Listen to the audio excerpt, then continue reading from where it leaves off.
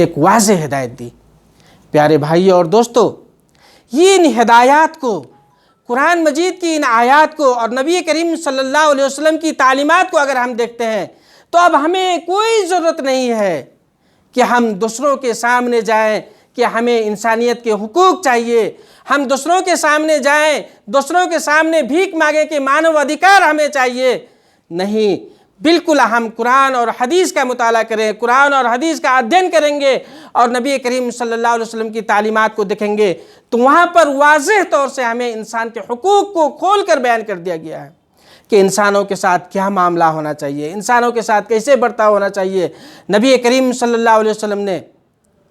اپنے زندگی کے آخری وقت میں، جب آپ صلی اللہ علیہ وسلم نے 9 ہجری میں 10 ہجری میں حج کیا تو اس وقت جو آپ صلی اللہ علیہ وسلم کا خطبہ تھا وہ خطبہ مانو ادھیکار کے لیے، حقوق انسانی کے لیے ایک بہت ہی اہم خطبہ ہے، اور اس خطبے سے بہت سارے لوگوں نے، مانو ادھیکار وادیوں نے اس سے بہت سارے پوائنٹس اخذ کیے ہیں۔ لیکن بڑا افسوس ہے کہ ہم مسلمان ہو کر کے ان تعلیمات کو اسلام کی تعلیمات کے روپ سے، اسلامی تعلیمات کے طور پر عام نہیں کر پا رہے ہیں، ان کو اسلام کی اہم تعلیمات کے حساب سے لوگوں کو پروجیکٹ نہیں کر پا رہے ہیں، ان کو اسلام کی اہم تعلیمات اور اسلام کی اہم جو حقوق انسانی کے جو پوائنٹس ہیں وہ لوگوں کو ہم نہیں بتا پا رہے ہیں، جس کی وجہ سے اسلام کے اوپر انیکوں قسم کے مختلف قسم کے الزامات اور مختلف قسم کے لعن طعن اور اسلام کو ہر طرح سے بدنام کرنے کی لوگ کوشش کر رہے ہیں۔ محترم دوستو، اللہ کے رسول صلی اللہ علیہ وسلم نے اس وقت جب کہ آپ حج کا خطبہ دے رہے تھے، لاکھوں کا مجمع تھا اس میں، اور نبی کریم صلی اللہ علیہ وسلم نے اس مجمع میں جہاں لاکھوں صحابہ کرام وہاں چاروں طرف سے حج کے لیے وہاں جمع تھے، اور اس وقت اللہ کی حمد و ثنا، اس کی تعریف و توصیف کے بعد یہ فرمائی کہ ایک اللہ کی عبادت کرو، اس کے ساتھ کسی کو شریک نہ کرو، ایک اللہ کی عبادت کرو، اس کے ساتھ کسی کو شریک نہ کرو۔ اور اللہ کے رسول صلی اللہ علیہ وسلم نے یہ توحید کا اعلان کرنے کے بعد، توحید کی طرف لوگوں کی توجہ دلانے کے بعد، اللہ کے رسول صلی اللہ علیہ وسلم نے کہا کہ نبی کریم میری مدد اللہ تبارک و تعالیٰ نے کی۔ اللہ کے رسول صلی اللہ علیہ وسلم نے کہا کہ اللہ تبارک و تعالیٰ نے میری مدد کی، اور اس کے ذریعے سے میرے اوپر جو ذمہ داری عائد تھی وہ میں نے لوگوں تک پہنچا دی۔ یعنی یہ تھا اللہ اور اس کے رسول پر ایمان کی طرف اللہ کے رسول صلی اللہ علیہ وسلم نے لوگوں کو بلانے کے بعد پھر کہا کہ سارے انسان ایک ماں باپ کی اولاد ہیں۔ اِنَّا خَلَقْنَاكُم مِّن ذَكَرٍ وَأُنثَىٰ وَجَعَلْنَاكُمْ شُعُوبًا وَقَبَائِلَ لِتَعَارَفُوا إِنَّ أَكْرَمَكُمْ عِندَ اللَّهِ أَتْقَاكُمْ۔ کیا اے لوگوں سنو، اللہ تبارک و تعالیٰ کہتا ہے کہ میں نے تمہیں ایک مرد اور ایک عورت سے پیدا کیا اور تمہارے مختلف قبیلے بنائے، وَجَعَلْنَاكُمْ شُعُوبًا وَقَبَائِلَ، مختلف قبیلے اور مختلف جماعتیں تمہارے گروہ بنائے، لِتَعَارَفُوا إِنَّ أَكْرَمَكُمْ عِندَ اللَّهِ أَتْقَاكُمْ، تاکہ تم پہچان سکو ایک دوسرے کو، ہاں یہ بھائی فلاں جگہ کے ہیں، ہاں یہ بھائی فلاں قبیلے سے تعلق رکھنے والے ہیں۔ اس کا یہ مطلب بالکل نہیں ہے کہ یہ اس قبیلے کا ہے تو وہ بڑا ہو گیا، وہ اس قبیلے کا ہے تو وہ بڑا ہو گیا، وہ اس ضلع کا ہے تو اس کا مرتبہ بہت اونچا ہے، اور وہ دوسرے ضلع کا ہے تو اس کا مرتبہ بہت نیچا ہے۔ بالکل ایسا نہیں۔ یہ قبیلے، یہ جو سوسائٹی یا الگ الگ قبیلے میں اللہ تبارک و تعالیٰ نے سب کو پیدا کیا، اس کا ایک مقصد ہے کہ ہم ایک دوسرے کو پہچانیں، البتہ عزت و اکرام کے لحاظ سے، مرتبے کے لحاظ سے۔ سماج میں کسی کو برتری حاصل ہے، سماج میں کوئی بڑا مرتبے کا ہے، سماج میں اگر کسی کو عزت دی جائے گی تو اس کا ایک ہی ماپدنڈ ہوگا، وہ یہ ہے کہ اس کے اندر تقوی ہم دیکھیں گے۔ اِنَّ أَكْرَمَكُمْ عِندَ اللَّهِ أَتْقَاكُمْ، تم میں کا بہتر وہ شخص ہے جو اللہ تبارک و تعالیٰ سے زیادہ ڈرنے والا ہو۔ اگر کوئی تقوی کے لحاظ سے اچھا ہے، تقوی کے لحاظ سے اگر کوئی بڑھا ہوا ہے، اللہ کے احکام کی پابندی کرنے کے لحاظ سے اگر وہ آگے ہے تو وہ ہم میں سے سب سے بہتر ہے، نہ کہ مالدار کے مال اور دولت کے حساب سے، نہ کہ کسی خاندان، کسی قبیلے کے حساب سے، نہ کہ کسی رنگ اور کسی اپنے رنگ اور کسی نسل کے حساب سے کسی کو کوئی برتری اور کوئی بڑک پن حاصل نہیں ہوگا۔ یہ چیز جو اللہ کے رسول صلی اللہ علیہ وسلم نے اس موقع سے وضاحت کی تو یہ بہت بڑی چیز ہے۔ اور آج بھی آپ دیکھیں گے دنیا میں لوگوں کے درمیان تفاوت ہے، لوگوں کے درمیان اختلاف ہے، لوگوں کے درمیان وہ فلاں قبیلے کا ہے تو وہ نچلے خاندان کا ہے، ہم فلاں خاندان سے ہیں تو ہمارا مرتبہ اونچا ہے، ہمارا تعلق، ہماری شادی بیاہ، ہمارا لین دین، ہمارے رسم و رواج یا ہمارا اٹھ بیٹھ اس کے ساتھ نہیں ہو سکتا ہے، وہ بالکل کم خاندان کا ہے۔ اس طرح کے سسٹم، اس طرح کا نسل پرستی یا اس طرح کی چیزیں ہمارے اندر ابھی بھی موجود ہیں، تو اس کو دور کرنے کی ضرورت ہے۔ پیارے بھائیو، اللہ کے رسول صلی اللہ علیہ وسلم نے نہ صرف یہ کہ تقریر کر کے اس چیز کو ختم کیا، ذات پات کو، اونچ نیچ کو، اس طرح سے رنگ کے حساب سے بڑے اور چھوٹے کو، عرب کو عجم پر اور عجم کو عرب پر جو برابری حاصل ہے اس چیز کو نہ صرف یہ کہ آپ نے تقریر کے ذریعے سے بلکہ پریکٹیکل لائف میں نبی کریم صلی اللہ علیہ وسلم نے اس چیز کو ختم کیا۔ آپ کو معلوم ہونا چاہیے جب اللہ کے رسول صلی اللہ علیہ وسلم 10,000 لشکر لے کر کے خانہ کعبہ میں گئے اور وہاں فتح کیا، خانہ کعبہ کو، مکہ کو فتح کیا، اور پہلے ہی اللہ کے رسول صلی اللہ علیہ وسلم نے کہا تھا کہ خون خرابہ نہیں کرنا، امن اور شانتی قائم بنائے رکھنا۔ خانہ کعبہ کے فتح کرنے کے بعد وہاں جو بتیں تھیں ان کو ختم کیا گیا، توڑا گیا، اور بت سے خانہ کعبہ کو پاک کیا گیا، اور سب سے پہلے وہاں اللہ کی آواز، توحید کی صدا بلند کرنے کے لیے جو اللہ کے رسول صلی اللہ علیہ وسلم نے جس کو حکم دیا تھا وہ تھے حضرت بلال حبشی رضی اللہ تعالیٰ عنہ۔ کالے کلوٹے تھے، لیکن اللہ کے رسول صلی اللہ علیہ وسلم نے کہا کہ بلال جاؤ اور اذان دو۔ حضرت بلال رضی اللہ تعالیٰ عنہ نے وہاں سے توحید کی صدا بلند کی، اللہ اکبر کی صدا بلند کی۔ وہاں بہت سارے لوگ تھے بڑے بڑے ایمان کے لحاظ سے جو شروع دور میں، جب شروع کے ٹائم میں نبی کریم صلی اللہ علیہ وسلم کا ساتھ دیا، وہ صحابہ کرام تھے، سابقون الاولون تھے وہاں پر، وہ لوگ تھے جو غزوہ بدر میں شریک ہونے والے لوگ تھے۔ لیکن حضرت بلال رضی اللہ تعالیٰ عنہ کو وہاں اذان دینے کا حکم دے کر کے یہ ثابت کیا اللہ کے رسول صلی اللہ علیہ وسلم نے کہ ہم میں کالے اور گورے پر کوئی فرق نہیں ہے۔ تو اس چیز کو اللہ کے رسول صلی اللہ علیہ وسلم نے پریکٹیکل اپنی عملی زندگی میں بھی اس چیز کو واضح کر کے دکھایا اللہ کے رسول صلی اللہ علیہ وسلم نے۔ اور اس کے بعد جو اللہ کے رسول صلی اللہ علیہ وسلم نے حقوق انسانی کے تعلق سے، مانو ادھیکار کے تعلق سے جو دوسری چیز وہ بیان کی گئی کہ تمہاری عزتیں، تمہاری جان،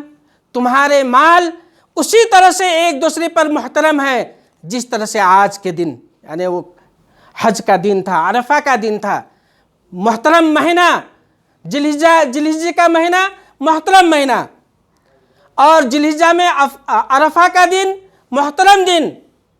تو جس طرح سے آج کے دن محترم ہے، عزت کے قابل ہے، اس کی حرمت کی پامالی نہیں کی جا سکتی، اس کی عزت کی جانی چاہیے، اسی طرح سے تم میں کے تمام لوگ یہ کان کھول کر سن لو کہ ایک دوسرے کی عزت کی پامالی مت کرنا، ایک دوسرے کی بے عزتی مت کرنا،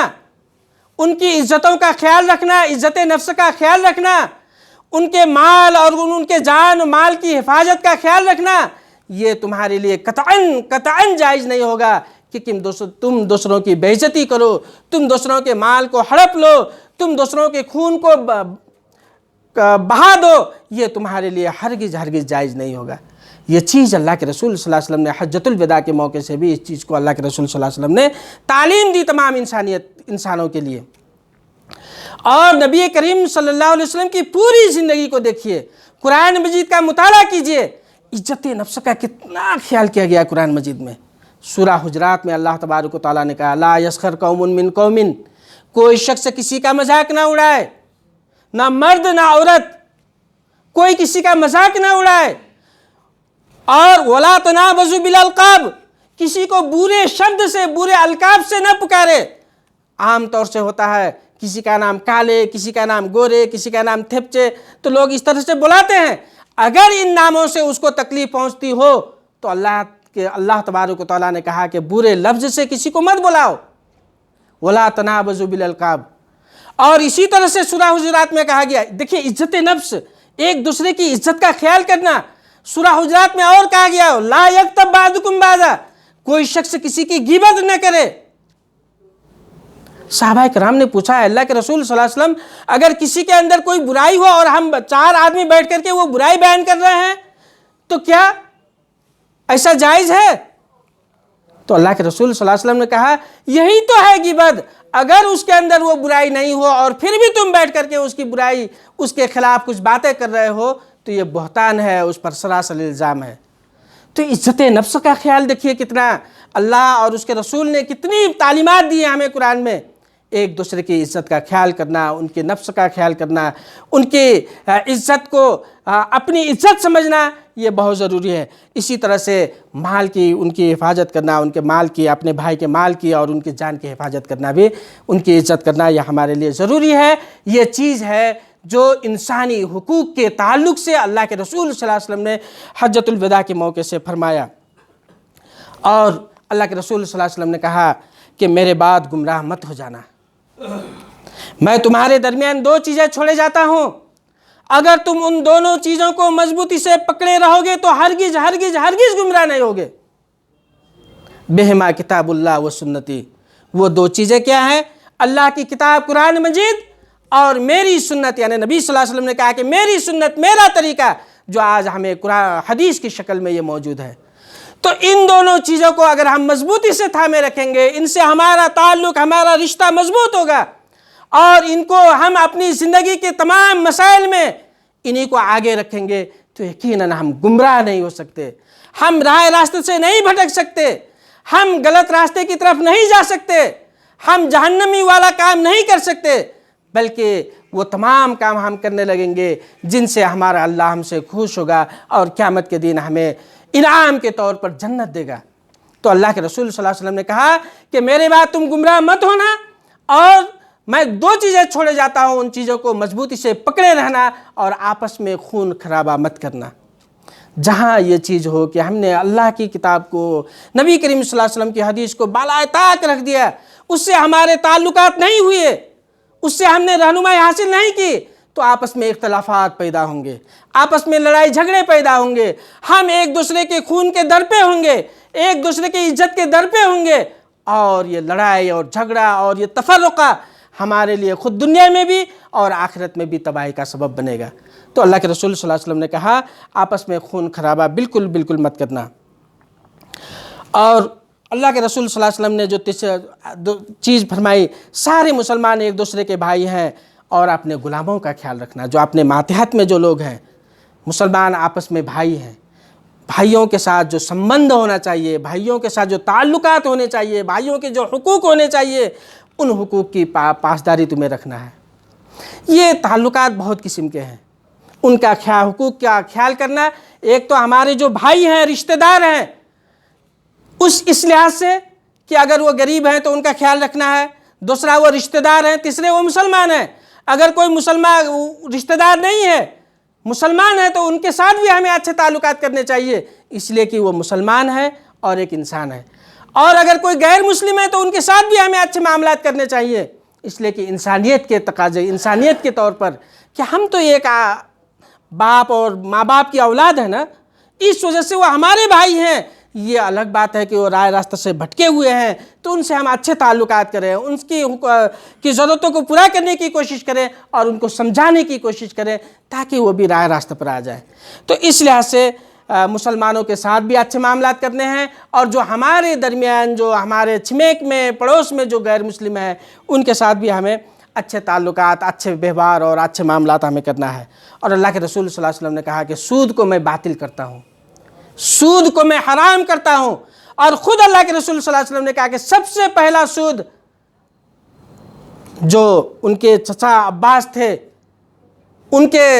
جو سود ہے ان کو ہم ختم کرتے ہیں، ان کی طرف سے جتنے بھی سودی کاروبار ہیں آج ہی سے ہم ختم کرتے ہیں کہ وہ سود نہیں لیا جائے گا، اور اسی طرح سے سودی کاروبار کو میں ختم کرنے کا اعلان کرتا ہوں۔ سود کے ذریعے سے یہ ہوتا ہے کہ جو مالدار لوگ ہوتے ہیں وہ اپنے مال و دولت میں बढ़ोतरी करते चले जाते हैं, और उसके पीछे जो कमज़ोर किस्म के लोग होते हैं, जो गरीब किस्म के लोग होते हैं, जिनकी ज़रूरतें नहीं पूरी हो पाती हैं, वो सूद के चक्कर में और ज़्यादा वो गरीब और गुर्बत का सामना करते जाते हैं। ये आज हम अपने माशरे में भी देख सकते हैं। किसी ने थोड़े से काम के लिए लोन लिया बैंक से, और देखते हैं कि वो लोन इतना हो जाता है कि छोटा सा उसका घर है, वो घर भी वो नीलामी की नौबत में आ जाता है। तो माशरे से सूद को ख़त्म करना ये बहुत ज़रूरी है। उसके मुकाबले में अहले सरवत, अहले मालदार लोगों के लिए अल्लाह के रसूल सल्लल्लाहु अलैहि वसल्लम की जो हिदायत हैं कि गरीब की अगर ज़रूरत है तो उसकी ज़रूरत को पूरी की जाए, ज़कात दिया जाए गरीबों को, ज़कात के ज़रिए से गरीबों का, नादारों का, ज़रूरतमंदों का उत्थान किया जाए, उनको बढ़ाया जाए, उनको आगे बढ़ाया जाए। तो ये चीज़ें, और कर्ज़ दिए जाएँ, कर्ज़ हसना दिया जाए। तो ये तमाम जो तालीमात है, अगर हम इसको आगे बढ़ाएंगे तो यकीनन समाज से जो ये माल और दौलत का तफावत है, बढ़ोतरी है, उसके ज़रिए से जो समाज में खराबियाँ उत्पन्न होती हैं, वो तमाम खराबियाँ दूर हो जाएंगी, और माशरा एक अमन और शांति और अखुवत और भाईचारगी का माशरा हमारा वजूद में आ सकता है। और अल्लाह के रसूल सल्लल्लाहु अलैहि वसल्लम ने कहा कि तुम्हारे ऊपर तुम्हारी औरतों के हुकूक हैं, तुम्हारे ऊपर तुम्हारी औरतों के हुकूक हैं, तुम्हारी औरतों पर तुम्हारे हुकूक हैं। एक दूसरे के हक का पासदारी करते रहना, एक दूसरे के हुकूक का ख्याल करना। आज सबसे ज़्यादा इस दुनिया में इस वक्त अगर परेशान है तो औरतें, उनके हुकूक को के पूरे नहीं किए जाते हैं, या वो औरत जात अपने हुकूक के लिए वो ऐसी लड़ाइयाँ लड़ रही हैं जो हकीकतन उनके हुकूक नहीं, बल्कि उसमें उनकी बेइज्जती, उसमें उनका नुकसान, उसमें उनकी पामाली, बल्कि उसमें उनकी कोई हैसियत नहीं होती है। उस नाम से वो अपने हुकूक के लिए लड़ाई लड़ रही है। लेकिन इस्लाम ने कहा कि अपनी औरतों के हुकूक को पूरा करो, उनके साथ अच्छा व्यवहार करो, उनके साथ हुस्न सलूक का मामला करो, उनकी इज्जत का ख्याल रखो, उनके जो ज़रूरतें हैं उनको पूरा करो। ये नहीं है कि उनको बिल्कुल से बाज़ारों में नंगी घूमने फिरने की आज़ादी हो, या हुकूक के नाम पर वो बिल्कुल से अपने आप को बिल्कुल नंगा करके निकलें। और ये तमाम चीज़ें नहीं होना चाहिए। हम अपने औरतों को अपने कंट्रोल में रखें, उनके हुकूक को पूरा करें, और वह हमारे हुकूक को पूरा करें। इस तरह का मामला ये ज़रूर होना चाहिए। अल्लाह के रसूल सल्लल्लाहु अलैहि वसल्लम ने आखिरी वक्त में, जब नबी सल्लल्लाहु अलैहि वसल्लम झांकनी के आलम में थे, तो उस वक्त भी फरमाया था कि औरतों के मामले में अल्लाह से डरते रहो, औरतों के मामले में अल्लाह से डरते रहो। अल्लाह के रसूल सल्लल्लाहु अलैहि वसल्लम ने आखिरी वक्त में भी ये बातें फरमाई थी। और उसके बाद अल्लाह के रसूल सल्लल्लाहु अलैहि वसल्लम ने उस खुतबा में फरमाया, अल्लाह की इबादत करो, नमाज रोज़े की पाबंदी करो, हज और ज़कात अदा करो, और अमीर की इताअत करो, तो तुम जन्नत में दाखिल हो जाओगे। तुम्हारा एक अमीर हो, एक इज्तिमाइयत की ज़िंदगी हो, एक सांगठनिक ज़िंदगी हो, और उसका एक अमीर हो, उसकी इताअत करो। जो फ़राइज़ अल्लाह तबारक व तआला ने तुम पर आयद किए हैं, उन तमाम फ़राइज़ों की पाबंदी करो, तो इंशाअल्लाह तुम ज़रूर तुम जन्नत में दाखिल हो जाओगे। तो मेरे प्यारे भाइयों, आज पूरी इंसानियत करा रही है कि हमें हक़ चाहिए, इंसानों को अपने हुकूक नहीं मिल रहे हैं। आखिर इस्लाम ने तमाम हुकूक दिए हैं। आज़ादी का हक़ है इंसान को, अपनी राय दही का हक़ है इंसान को, अपनी ज़िंदगी जीने का हक़ है इंसान को, अपने माल अर्जन करने का हक़ है इंसान को, अपनी संपत्ति वो जमा करे, और इसी तरह से उसको खर्च करने का हक़ है। लेकिन ये तमाम हुकूक अल्लाह के रसूल सल्लल्लाहु अलैहि वसल्लम ने, अल्लाह तबारक व तआला ने हमें कुरान और हदीस में दिए हैं। तो हमारी ज़रूरत है, हमारे लिए ज़रूरी है कि हम इन हुकूक को लोगों को बताएं। ये जो इस्लामी तालीमात हैं लोगों तक पहुँचाएँ कि इस्लाम ने तो ये तमाम हुकूक दिए हैं तुम्हें, अगर इसके मुताबिक तुम ज़िंदगी गुजारोगे तो तुम दुनिया में भी और आखिरत में भी तुम कामयाब हो जाओगे। दुनिया एक शांति का गहवारा बन जाएगी, अमन और शांति कायम होगा, जिसको हम नबी करीम सल्लल्लाहु अलैहि वसल्लम, खुलफाए राशिदीन के ज़माने और उसके बाद वाले ज़माने में हम देख सकते हैं। ये तमाम हुकूक उस वक्त दिए जाते थे। कोई किसी को लूटपाट नहीं होता था, किसी की इज्जत में कोई डाकाजनी नहीं होती थी, सब एक दूसरे का सम्मान और इज्जत करते थे, और वो जो माशरा था बिल्कुल अमन और शांति का गहवारा था। और उस वक्त का माशरा पूरी दुनिया में आज देख लीजिए, आंखें उठा करके कहीं हमें नज़र नहीं आता है। तो ये चीज़ें हैं जो हमें हुकूक इंसानी के ताल्लुक़ से हमें قرآن اور سنت میں اور نبی کریم صلی اللہ علیہ وسلم کی زندگی میں ہمیں ملتی ہیں، تو ان چیزوں کو ہمیں دیکھنا چاہیے، ان چیزوں کو ہمیں سمجھنے کی کوشش کرنی چاہیے، اور اس کو ہماری ذمہ داری یہ ہے کہ اسلام کی جو نعمت ہمیں ملی ہے، یہ نہ صرف یہ کہ ہم اس نعمت کو اپنے پاس رکھیں، اپنے گھر کی چار دیواری میں رکھیں یا اپنی زندگی میں صرف نافذ کریں، بلکہ ہماری ذمہ داری یہ ہے کہ ہم ان تمام چیزوں کو دوسروں تک پہنچائیں۔ اسی خطبہ میں اللہ کے رسول صلی اللہ علیہ وسلم نے کہا تھا فَلْيُبَلِّغِ الشَّاهِدُ الْغَائِبُ، جو لوگ یہ خطبہ سن رہے ہیں ان کی ذمہ داری یہ ہے کہ وہ ان لوگوں تک یہ باتیں پہنچائیں جو یہاں موجود نہیں ہیں۔ تو لہٰذا آج ہماری ہم تمام لوگوں کی ذمہ داری ہے کہ ہم اللہ کے رسول صلی اللہ علیہ وسلم کی تعلیمات کو، قرآن کی تعلیمات کو دوسروں تک پہنچائیں، دوسروں کو بتائیں کہ اس کے مطابق زندگی گزارنا ہمارے لیے دنیا اور آخرت میں کامیابی ہے، اور اس کے خلاف اگر ہم زندگی گزار رہے ہیں تو یقیناً ہم دنیا میں بھی ناکام ہوں گے، دنیا میں بھی ذلت و رسوائی کا سامنا کرنا پڑے گا، اور آخرت میں ہمیں جہنم کا ایندھن ہم بن جائیں گے۔ تو اللہ تبارک و تعالیٰ سے ہم دعا کرتے ہیں کہ اللہ تبارک و تعالیٰ ہمیں قرآن و حدیث کو سمجھنے، اس کے مطابق عملی زندگی گزارنے کی توفیق عطا فرمائے، اور جو تعلیمات ہمیں قرآن اور حدیث سے ملتی ہیں انسانی حقوق کے تعلق سے، مانو ادھیکار کے تعلق سے، ان تعلیمات کو دوسروں تک پہنچانے کی اللہ تبارک و تعالیٰ ہم تمام لوگوں کو توفیق عطا فرمائے۔ اقول قولی ھذا واستغفر اللہ لی ولکم ولسائر المسلمین فاستغفروہ انہ ھو الغفور الرحیم۔